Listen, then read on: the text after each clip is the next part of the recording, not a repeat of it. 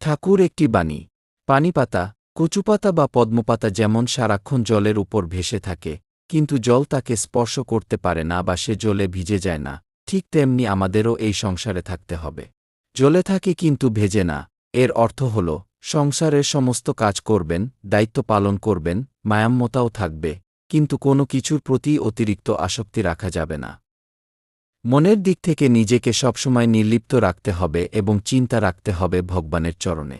এই বাণীটি আমাদের দৈনন্দিন জীবনে চলার পথের একটি শ্রেষ্ঠ নির্দেশিকা। আমরা যখন কোনো কিছুর ওপর খুব বেশি নির্ভরশীল হয়ে পড়ি বা মায়ে জড়িয়ে পড়ি, তখন সেটা না পেলে আমাদের কষ্ট হয়।